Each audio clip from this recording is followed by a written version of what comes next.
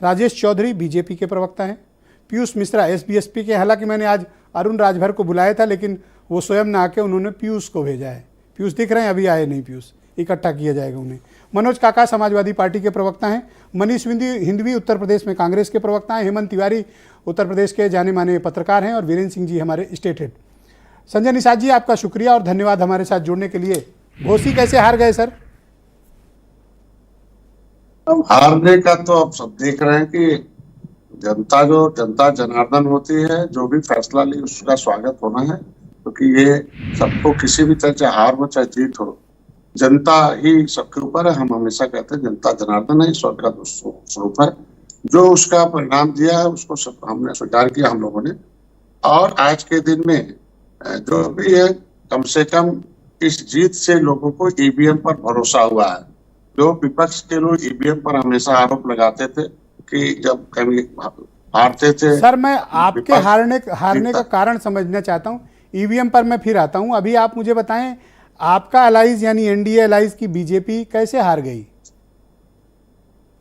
देखिए, उसमें तो अब उस पर एनालिसिस होगा और जब उस पर चर्चा होगी, बैठक में आएगा तो उस पर जो परिणाम आएंगे। लेकिन हमारे पास जो परिणाम है, हमारे पास 43 गांव थे जिसमें निषाद थे, जिसमें 25-30 गांव ऐसे थे जिसमें बहुत ज्यादा निषाद थे, जिसमें 40 में हम तीन गांव में ज्यादा हम हारे हैं। लेकिन हम 40 गांव में हम अच्छे वोट पाए हैं, हम लगता है जीत के तरफ हैं और कहीं उसमें 40 गांव नहीं। सर, जो डेटा और एनालिसिस और रिपोर्ट है वो बताती है कि 40% के आसपास निषाद वोट सुधाकर सिंह को गया है।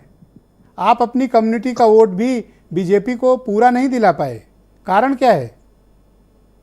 देखिए, अब जो भी कारण होगा उसका एनालिसिस होगा। उसमें कई कारण है, लोकल वहाँ के भी है। वहाँ एक एरिया था जिसमें पर्यटक स्थल बनाने का काम चल रहा था, तो उस पर विपक्ष ने उसको मुद्दा बनाया। लास्ट में आरक्षण के मुद्दे को लेकर जो कुछ कम्युनिटी के लोगों ने मतलब उसमें लगे कि नहीं आरक्षण नहीं तो वोट नहीं, ये भी एक मतलब फैक्टर हो सकता है जो 40% का। लेकिन हमने जो 40 गांव में हमने, पर मुझे एक बात बताओ, आपकी और क्या बिंदु लगे? क्या दारा सिंह के खिलाफ नाराजगी थी? आप तो वहाँ कैंपेन भी किए थे। लोकल प्रत्याशी को निश्चित रूप से बड़े चुनाव होते हैं, देश के राष्ट्र के और प्रधानमंत्री और नेतृत्व के चेहरे होते हैं, प्रदेश का जो होता है पार्टी और मुख्यमंत्री का होता है। लेकिन जो उपचुनाव होता है वो ज्यादातर लोकल नेता के ऊपर उसका असर आता है।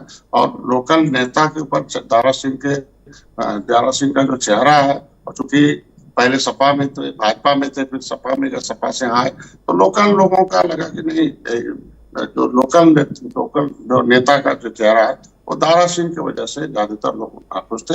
उसके वजह से आपको ये कब महसूस हुआ प्रचार के दौरान कि दारा सिंह की जो दल बदलू इमेज है वो बहुत नुकसान कर रही है? आपको कब एहसास हुआ प्रचार के दौरान? जब हम गए तभी मतलब महसूस हुआ था। और जब हम लास्ट में 1 हफ्ते रह गया था तब गया था, तो फिर हम अपने लोगों को बताया और तब मछुआरों में अपने मैसेज दिया और मैसेज में कन्वर्ट हुआ और वोट हमारा बढ़ा। नहीं तो पहले और भी हमारे कम वोट पड़ते निषादों के। लेकिन एक मैसेज हमने अपने बिरादरी में अच्छा खासा। अच्छा, बहुत से लोग चर्चा कर रहे हैं कि ओम प्रकाश राजभर के आक्रामक कई ऐसे चर्चित विवादित बयान रहे जिनकी वजह से कुछ कम्युनिटीज ने बहुत एग्रेसिव होकर वोटिंग की। क्या वो मामला उल्टा पड़ गया उनके बयान आपको?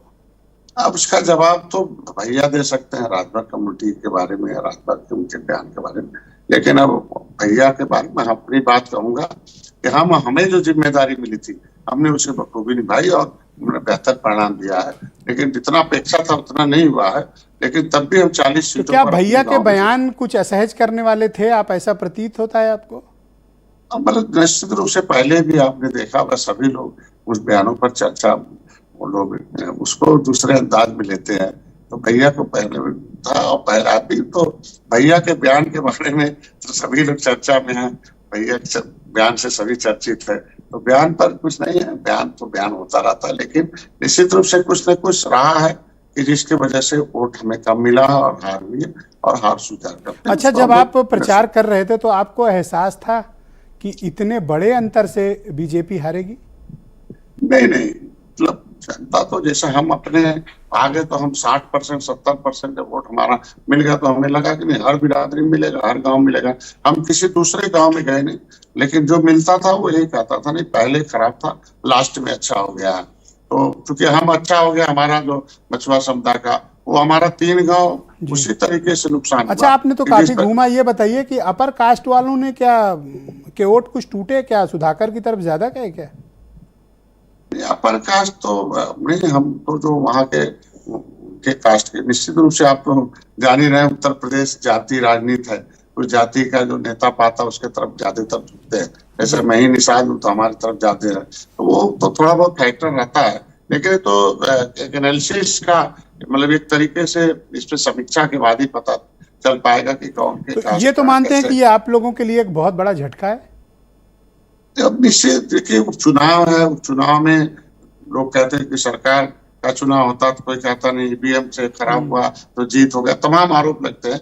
लेकिन कम से कम इस आरोपों से तो मुक्ति हो गई ना कि ईवीएम से जो हारने वाले लोग हरियाली आंसू, पहले विपक्ष लोग यही कहते थे ईवीएम से हमारा हार हो गया, ईवीएम से, तो एक चीज कम से हो गया। तो अब क्या किया जाए भैया, यानी राजभर जी को और दारा सिंह चौहान को फिर मंत्री बनाया जाए, या अभी कुछ दिन विचार किया जाए? अब देखिए, वो बड़े भाई भारतीय जनता पार्टी है, अब बड़े भाई हमारे भैया दारा सिंह भी है, हमारे राजभर भाई हैं, हम तो सम्मान करते हैं सबका, और हमारी सरकार, हमारी एनडीए भी लेकिन आप सम्मान जिता नहीं करती है। पाए उनको।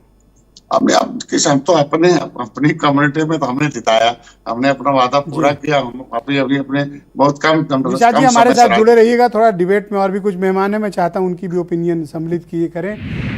मनोज काका मेरे साथ